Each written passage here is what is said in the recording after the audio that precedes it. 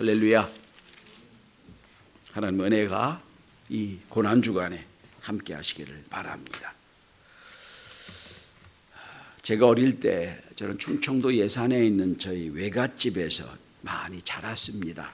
저희 어머님이 큰 딸이기 때문에 제가 어떻게 보면 이제 큰 외손자이기 때문에 특별히 사랑을 많이 받았던 것으로 기억을 합니다.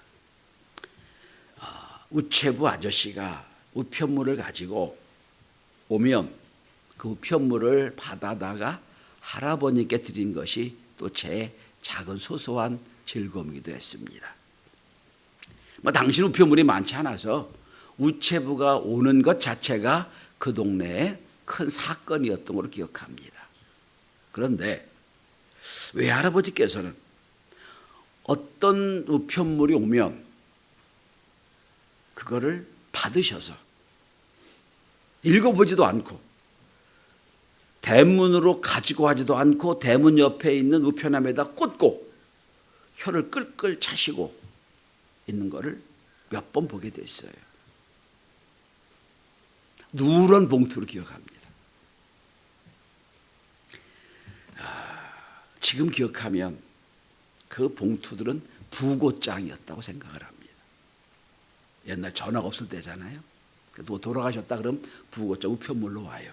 그거를 가지고 할아버님은 이 죽음에 관한 것은 우리 대문으로도 못 들어간다 생각하셨던 것 같아요. 그래서 그거를 대문 옆에다 이렇게 함에다 놓고 조금 모아지면 그거를 불태웠던 것으로 저는 기억을 합니다. 그러니까 할아버지 입장에서는 죽음의 소식조차도 우리 집 대문에 들어오는 걸 허락을 하기 어려웠다는 겁니다. 인간은 죽음이란 사실을 말하기를 꺼려합니다. 그러나 어떤 인간도 죽음을 부인할 수는 없습니다. 언젠간 한번 죽음을 통과합니다. 제가 통과라는 말씀을 드립니다. 죽음이 끝이 아니라 죽음 이후의 삶이 있기 때문에 우리는 죽음을 한 번은 통과해야 됩니다. 그러니까 지금 우리는 죽음이란 생각이 없으니까 죽음이란 생각도 안 하고요. 죽음과 내가 관계없는 걸 생각할 때가 있어요. 난 영원히 살 것처럼 생각을 합니다. 그렇지 않습니다. 언젠가는 죽음이란 사건을 통과해서 우리 인생을 또 다른 차원으로 시작하게 될 것입니다. 매튜 헨리라고 하는 지금도 주석, 매튜 헨리 주석이란 신학 성경의 아주 중요한 주석을 쓴 평천교도 신학자가 있습니다. 그런 매일 성경을 연구하고 기도하고 묵상하고 그리고 발견한 진리를 주석으로 달아놨어요. 마침내 임종이 가까웠을 때 그의 친구 일라그세라는 친구에게 유언을 남깁니다. 하나님을 섬기며 그와 교제했던 삶이야말로 이 땅에 살았던 사람에게 가장 편안하고 기쁜 삶이었네. 나는 기쁘게 인생을 살다 가네. 이게 매튜 헨리의 마지막 유언이었습니다. 그런데 같은 시대에 프랑스 계몽주의자로 살았던 볼테르, 이 볼테르가 필명입니다. 원래 이름은 프랑스와 마리 아루에라 본명입니다. 어쨌든 볼테르는 계몽주의 학자답게 당시 교회에 대한 비판적인 책과 논문을 많이 발표했습니다.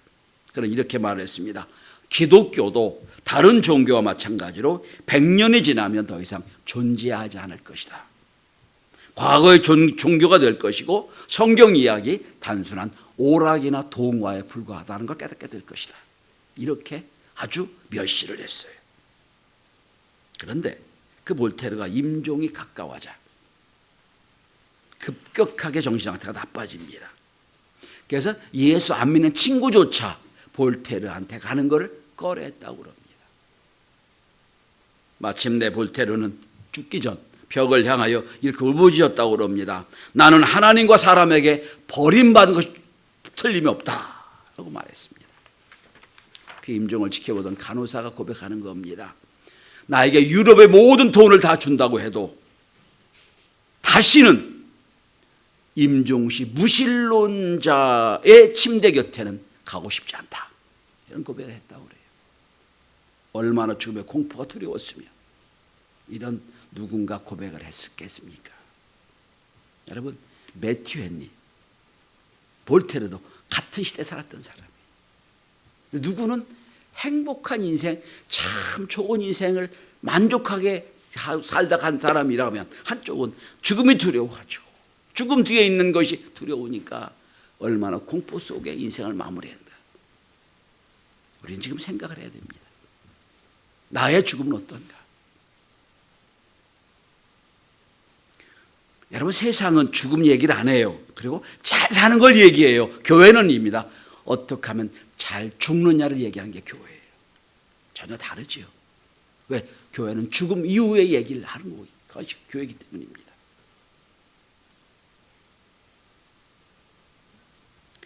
자, 예수님의 인생은 한마디로 표현하면 십자가로 수렴되고 십자가로부터 확산됩니다. 십자가를 빼면 예수의 인생 아무것도 없어요. 예수님이 병 고치고 말씀을 전하고 기적과 이적을 행하는 모든 것들은 다 예수의 십자가로 수렴됩니다. 그러면 예수의 십자가를 통하여 부활 사건을 통하여 이제 인류의 역사로 온 인류에 확산되는 게 십자가 사건이에요. 여러분, 십자가는 두 이미지가 있어요. 여러분, 무덤에 가면 뭐가 꽂혀 있죠? 십자가 꽂혀져. 다 십자가는 죽음의 상징입니다. 다 무덤에 십자가예요. 죽었다는 뜻이에요. 근데 동시에 똑같은 십자가인데 병원마다 십자가가 붙어 있어요. 뭐죠? 생명의 상징이에요. 다르게 표현해 볼까요? 죽음을 통과하지 않으면 생명의 역사가 없는 거예요, 여러분. 여러분, 우리 인생이 무덤으로 끝나는 인생이냐? 그 무덤의 십자가예요. 아니야, 나는 예수 믿어 생명의 십자가다. 그 사람 부활의 역사 이룬 거예요. 오늘 우리는 죽음의 십자가에 대한 말씀을 함께 나누고 있는 겁니다. 오늘 본문으로 들어가 보겠습니다. 본문은 예수님이 이 땅에 오시기 800여 년 전에 이사야라고 하는 선지자에게 하나님이 앞으로 이러이런 메시아 예수가 올 것이라고 예언했던 본문의 말씀이에요. 오늘 우리 교동문도 같은 본문을 읽었어요. 이 본문. 그래서 저는 지금 오늘 십자가의 사건이 오늘 우리가 어떤 의미가 있는 말씀을 함께 나누고자 합니다. 오늘 말씀에 깊이 깨닫고 믿어지지 않으면 다음 주 부활은 의미 없습니다. 첫째로 이 십자가는 하나님이 예정하신 십자가였습니다. 예정하신 십자가. 여러분, 에덴 동산부터 인간은 하나님을 거부하고 자기가 하나님 되려는 생각으로 교만한 인간이었습니다. 선악과 알 따먹게 되면 쫓겨나게 됐어요. 자, 하나님이 그 쫓겨난 야단과 하와에게 짐승을 잡아서 가죽옷을 입혀서 부끄러움을 가려주셨어요. 첫 번째 살인, 첫 번째 짐승 중에 하나님이에요. 왜? 누구를 위하여? 아담과 하와를 가려주기 위하여. 이때부터 한 사람의 죄를 가리기 위해서는 피가 필요한 겁니다. 피 흘림이 없은즉 죄 사함이 없다고 성경은 말하고 있는 겁니다. 자, 짐승을 잡아 피 흘려서 인간의 수치를 가리웠던 그 하나님의 피 흘림의 역사는 제사로 이어지게 되는 거예요. 제사로. 제사 드릴 때 어떻게 하죠? 짐승을 잡아 죽여야죠. 이게 피 흘림의 역사예요. 그런데 수많은 짐승을 잡아서 계속 죄 없이 하고 인간의 부끄러움을 가려주어도 죄가 안 없으면 점점 죄가 많아지는 거예요. 할 수가 없어요. 그래서 하나님은 이렇게 매 죄질 때마다 짐승을 잡아서 피 흘리고 하는 이런 방법 말고 한 번에 유일하게 이제 짐승을 잡아 죽여서 완전히 그 모든 피로 앞으로 인류의 모든 죄를 대속하자라고 생각하셔서 보낸 게 예수 그리스도예요. 여러분 10절 한번 보시기 바랍니다. 오늘 본문에 봉독은 안 했지만 여러분 10절 한번 보십시오. 10절에 이렇게 말씀은 나옵니다. 여호와께서 그에게 상한 받게 하시기를 원하사라고 되어 있어요. 하나님은 이 땅 예수를 보내시면서 네가 이제 그동안의 인류가 잡았던 짐승처럼 죽음을 당해 내 피로 우리 모든 인간을 구원해라 말씀하신 거예요. 어떤 이단들은 예수 십자가를 실패한 거라고 생각을 합니다. 십자가를 지는 것 자체가 실패다 생각합니다. 아닙니다. 성경 그렇게 말씀하고 있지 않아요. 예수님은 십자가를 지러 이 땅에 오셨고 십자가를 지셨고 십자가를 통하여 인류를 구원하신 거예요. 그러니까 예수 그리스도의 인생에 십자가를 빼고 나면 아무것도 안 남아요. 다시 말합니다. 예수님의 인생은 십자가로 수렴되고 십자가를 통하여 인류 역사가 확산되는 게 십자가의 역사예요. 여기서 성 예수님 보시면 늘 말씀하십니다. 때가 가까이 왔다. 내 때가 왔다. 그 뭐예요? 내가 십자가 칠 때가 됐다는 거예요. 자, 여러분 성경에 이제 오늘 이사야 53장은 없습니다만 예수님이 고통당한 고난당한 사건을 쭉 살펴봅니다. 예수님을 끌고 간 무리들이 총독의 관저로 들어가 군인들을 모아놓고 예수의 옷을 벗기고 수치를 당하게 합니다. 예수님의 당한 수치는 인간이 당한 모든 죄의 결과를 보여주고 있어요. 첫째로 옷 벗김을 당하였습니다. 자, 에덴 동산에서 하나님이 짐승을 잡아 가죽옷을 입어서 수치를 가려 주셨는데 인간들은 예수의 수치를 드러내버렸어요. 친히 벌거벗은 모습으로 우리 수치를 담당하시는 거예요. 옷을 벗겼다는 건 수치를 드러냈다는 뜻입니다. 만군의 주인 하나님이 그 예수님이 우리를 위해서 수치를 당하셨다. 두 번째, 가시면류관을 쓰셨어요. 왕은 영광의 면류관을 써야 됩니다. 그러나 가시면류관을 쓰게 했어요. 주에 대한 상징입니다. 자, 여러분 우리의 인생 살면서 얼마나 이 우리의 가시로 사람을 괴롭게 했습니까? 가시면류관을 쓰십니다. 세 번째로 홍포를 입으십니다. 여러분 왕은 원래 자색 옷을 입어요. 그죠? 그래서 여러분 우리 보라색은 왕이 입던 옷이에요. 보라색을 좋아하는 사람 정신분석적 답고 그러지 않지만 보라색은 왕 아니면 미친 사람이에요. 보라색 좋아한다고 또 시험 들지 마시기 바랍니다. 보라색 자색 옷을 입는 게 원래 왕의 옷이에요. 아무도 그래서 로마 시대는 자색 옷을 입지 못했어요. 왕 이외에는. 근데 예수님은 주홍색 옷을 입혔어요. 이게 뭡니까? 조롱하는 거예요. 그런데 피를 상징하는 거예요. 네 번째로 채찍에 맞습니다. 여러분 왕은 부하나 죄인을 향하여 매로 쳐라 명령하는 사람이에요. 그런데 스스로 채찍에 맞아요. 능욕을 받는 거예요. 근데 이 모든 것을 여러분 10절 이렇게 표현합니다. 여호와께서 그로 상함 받게 하시기를 원했다 하는 거예요. 하나님의 계획 속에 십자가가 있습니다. 두 번째로 이 십자가는 하나님이 계획에서 이 땅에 예수를 보내서 십자가를 지게 했단 말이에요. 나 하나님이 예수님이 나 십자가 지는 거 거부해. 나 십자가 못 지겠어. 하면 방법이 없어요. 그런데 예수님도 이 십자가를 기쁨으로 지셨어요. 만약에 여러분 로마 군인들이 창으로 찌르고 매로 때리고 막 모욕을 할 때 이를 갈면서 두고 보자 이놈들아 라고 하셨다면 십자가 의미는 없어졌을 겁니다. 내가 두고 보자 너희들만아 천국 가서 보자 라고 했다면 십자가 의미는 없어졌을 거예요. 그런데 여러분 11절을 다시 보시기 바랍니다. 여러분 예수님은 이렇게 말씀하십니다. 그가 자기 영혼에 수고한 것을 보고 만족하게 여길 것이다. 그러고 있어요. 기쁨으로 진 십자가예요. 자원하는 십자가입니다. 내 수고를 통하여 인류가 구원받게 되니 만족하게 여기는 거예요. 진짜 십자가예요. 예수의 십자가는 여러분 역사로 흘러내려가서 스데반 집사가 죽임을 당합니다. 함께 일했던 동료들이 배신했다고 돌로 치는 그 상황에서 스데반 집사는 주여 저들이 하는 걸 알지 못합니다. 만약 스데반 집사가 이를 갈면서 두고 보자라고 했다면 성경에 나와 있지 않을 거예요. 그는 용서하고 예수님처럼 인생을 마칩니다. 그게 십자가예요. 소위 지식인들을 말하면 예수님의 교훈이 인류의 가장 좋은 잠언이다. 예수님의 교훈을 따르자 합니다. 그런데 저는 그 반대합니다.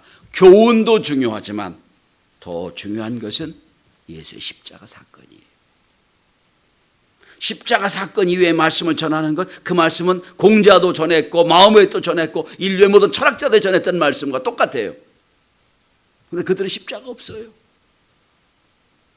여러분, 우리 참 종교학적으로 보면 우리가 성경 읽는 이 성경의 말씀도요, 다른 그리스 로마에도 나오고요, 붓다의 말도 나와요. 다 있어요.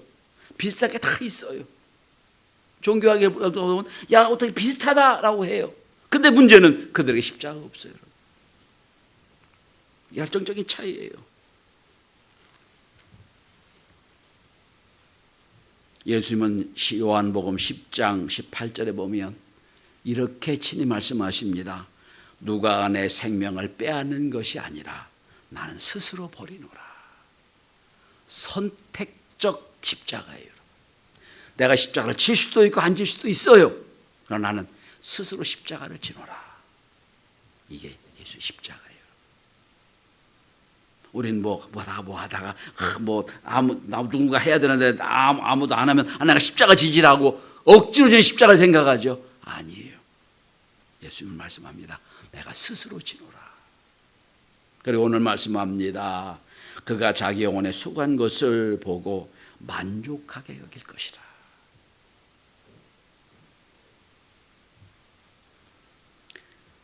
독일 신학자였던 몰트만, 희망의 신학자라고 하는 몰트만은, 위르겐 몰트만은 성령의 능력 안에 있는 교회라는 책에서 예수의 영광이란 챕터가 있습니다. 그 책에 보면 그런 말을 합니다. 예수님께서는 죽음을 선택했기에 부활의 영광을 누렸다. 예수의 인생은 한마디로 말하면 축제적인 인생이었다라고 말하고 있습니다. 이 땅에 하나님이 불러서 이 땅에 오셨고 하나님의 은혜로 병 고쳐주고 살려주고 치료해주고 그 다음에 회복시켜주는 놀라운 일을 하며 마지막 순간 십자가서까지 하나님이 나를 보내신 뜻을 다 감당했습니다. 축제로 살았다는 거예요. 여러분, 요셉의 인생을 보면, 요셉의 인생을 통해 우리 인생을 보면 두 종류의 인생이 있어요.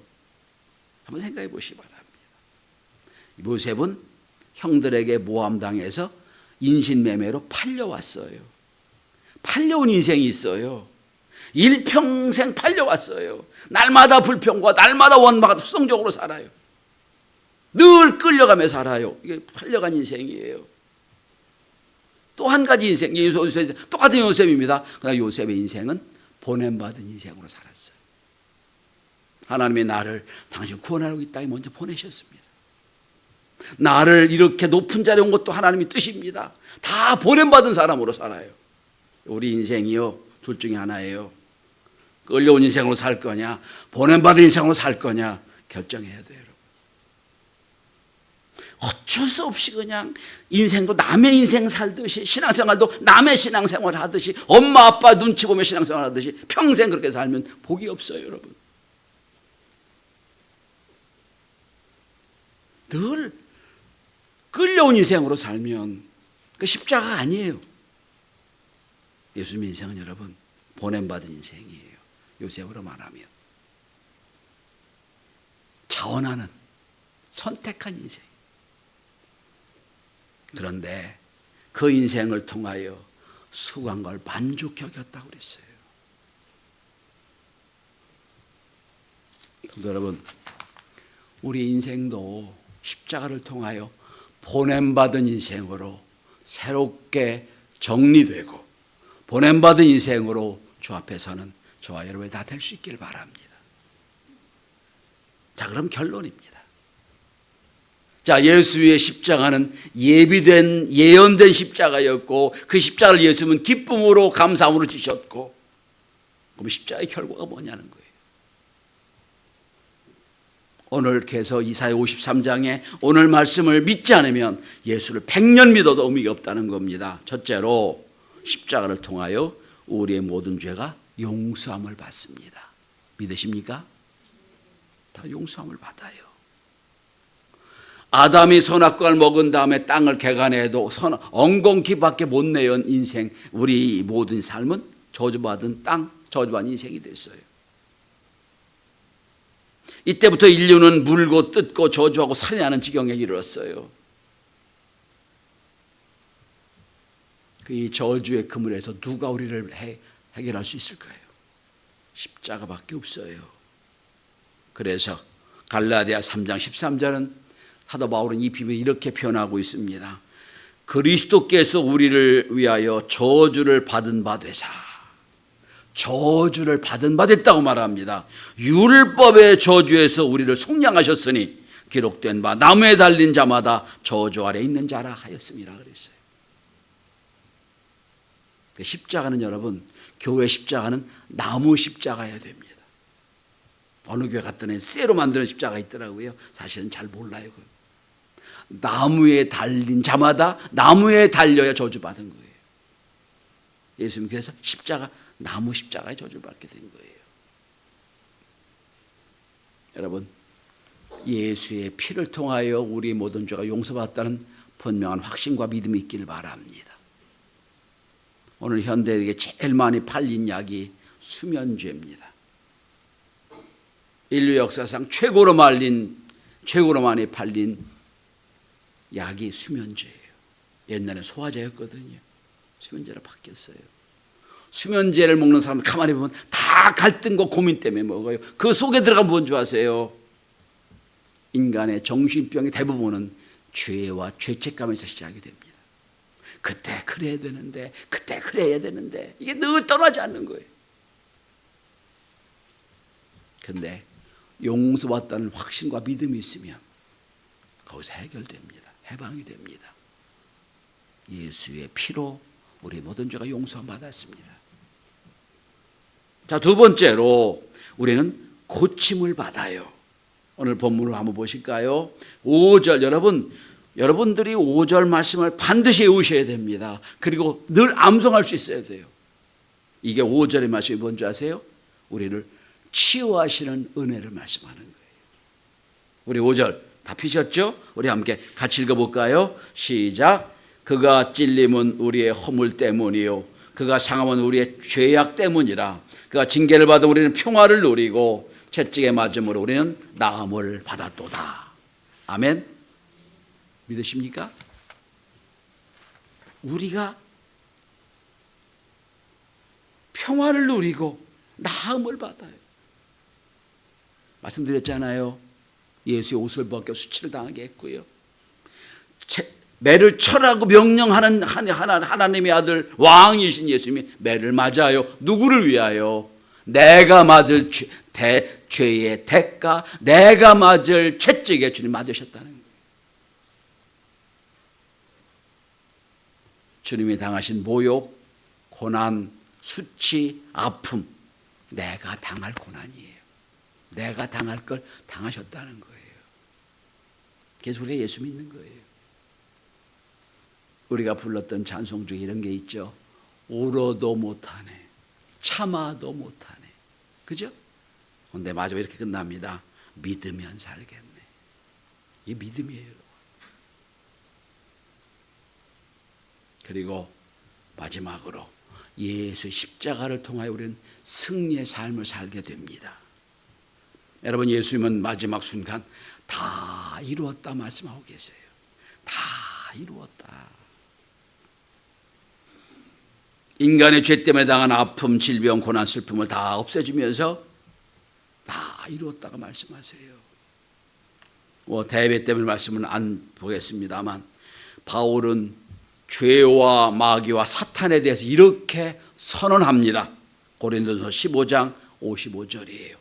사망아 너희 이기는 것이 어디 있느냐? 사망아 너희 쏘는 것이 어디 있느냐? 사망에 쏘는 것은 죄요 죄 걷는 율법이라. 우리 주 예수 그리스도 말미암아 우리에게 이김을 주신 하나님께 감사하노니. 이김을 주신 하나님께 감사하노니라고 돼 있어요. 기독교는 이겨놓고 싸우는 겁니다. 싸워 이기는 게 아니에요. 예수의 십자가를 이겨놓고 믿음으로 사는 거예요.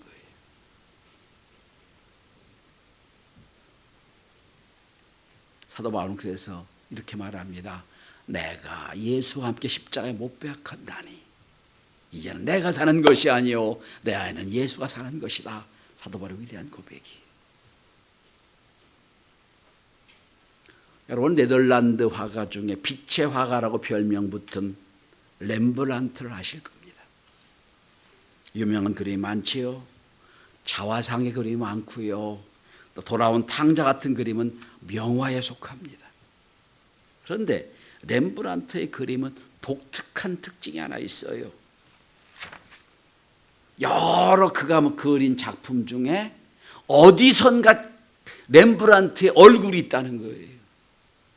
예를 들어 보면 스테반 집사에게 돌을 던지는 성난 군중의 한 무리 속에 렘브란트가 있어요. 십자가에 못 박으라고 외치는 군중 속에 렘브란트가 있어요. 돌아온 탕자의 모습을 가만히 보면 렘브란트 얼굴이에요. 그 의미가 뭘까요? 렘브란트는 자기 그린 걸 통하여 그 현장 속에 자기 있다는 것을 통하여 자기 죄를 변명하고 있는 거예요. 자기 죄를 악역을 부끄러워하고 있는 겁니다. 스테반 집사를 쳐주는 현장 속에 나도 거기 있었다. 예수 그리스도의 십자가 못 박으라고 외치는 군중 속에 나도 거기 있었다. 난 아무것도 하지 못했다는 거예요. 돌아온 탕자가 나였다. 그림으로 우리에게 보여주고 있는 거예요. 나도 그 자리에 있었다. 여러분, 십자가 의미는 그래, 말씀에 나를 다 용서했으니 난 후리, 난 해피 이거 아니에요. 나도 그 현장 속에 있었는데, 나도 십자가를 매다는 그 로마 병정 속의 병사 나도 거기 있었는데, 그리고 십자가 현장 속에 나도 있었다는 고백이 그게 우리를 은혜로 이끄는 거예요. 렘브란트의 위대한 점이에요. 여러분, 이 고난 주간에 여러분은 지금 어디쯤 와 계십니까? 여러분의 얼굴을 렘브란트 그린다면 어디에 그려놓으시겠습니까? 깊이 고민하고, 지난주 말씀드린 것처럼 날마다 나를 부인하고 주의 십자가를 지고 쫓아야 될 텐데 나는 지금 어디 있는지